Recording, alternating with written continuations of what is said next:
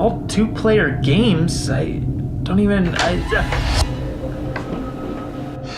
What are you doing? I don't know. Have you been playing games all night? Just woke up Who are out you here. even playing with? I don't know. I don't remember playing with anybody. It would have been you. I mean, you're the only one who plays games with me in this house. You're the only one who lives here other than the baby. I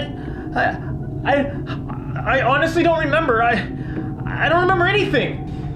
You gotta get together, man. You're losing it. You're gonna lose it, and you're gonna lose her. Get together, man. Come on.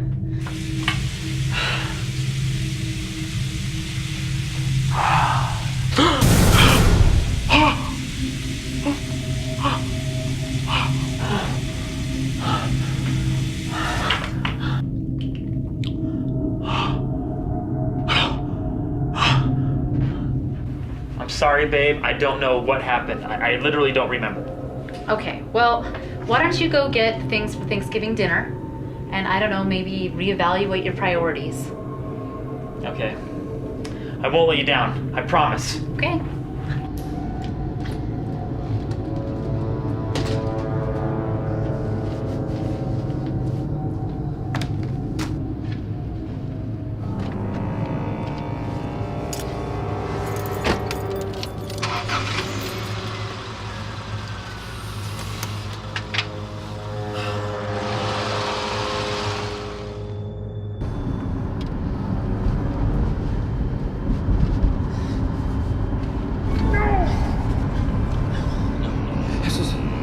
I'm supposed to be going to the store, right? I'm supposed to be getting something for Becky. I'm supposed to be shopping for Becky for something. I can't remember.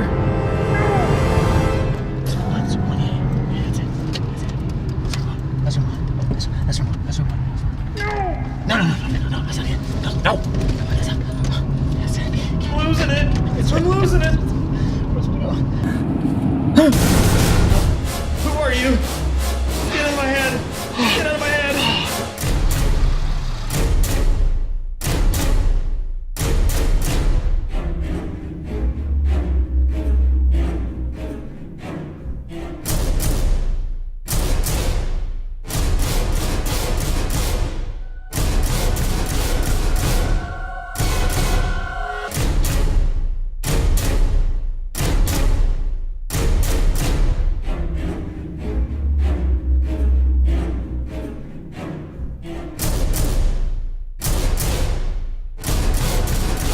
No, it can't be.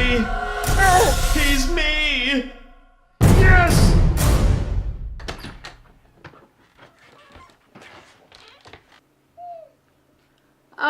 Are you for real right now? What about your daughter's first Thanksgiving, Max? You love me some board games?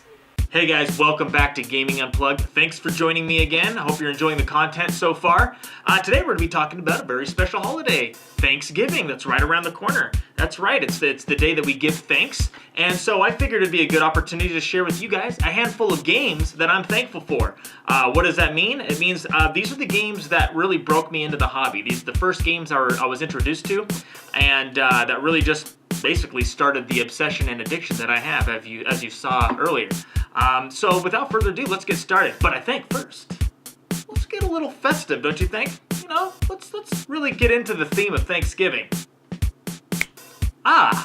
Much better. I like it. All right, nothing like a turkey sitting on your head. So the first game on my list of games with special places in my heart that I'm thankful for is Rivals for Catan.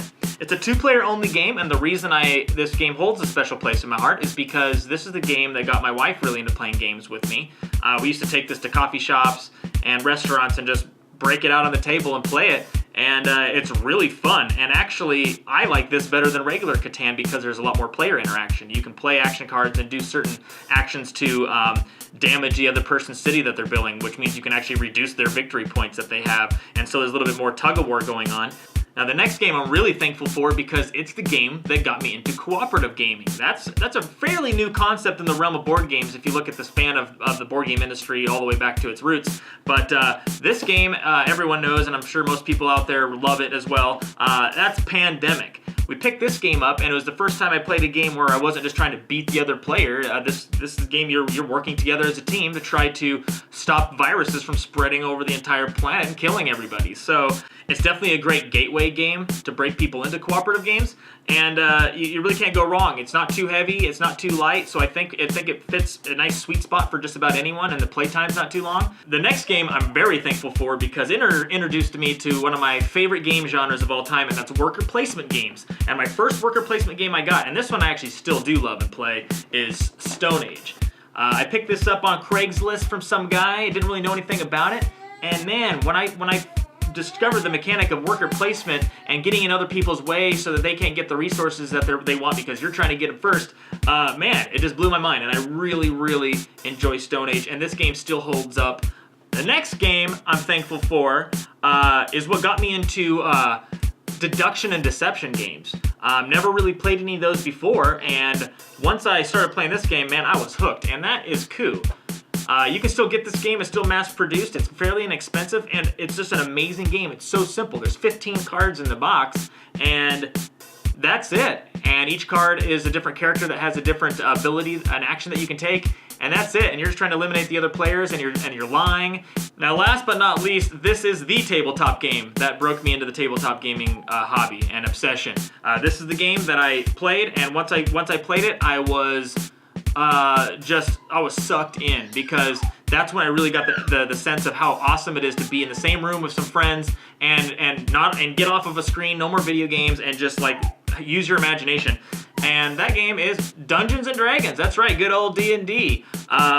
My cousin invited me into a D&D group. I kind of hesitantly accepted because I'd heard of D&D, but I thought maybe that was too nerdy for me. But come on, let's get real. So those are the games that I'm thankful for that broke me into the hobby. What games are you thankful for? Maybe write them in the comments below. And as always, if you guys enjoy the content I'm creating, please follow me in all those socials. I appreciate all that support immensely. So until next time, everyone have a happy Thanksgiving and enjoy your food coma.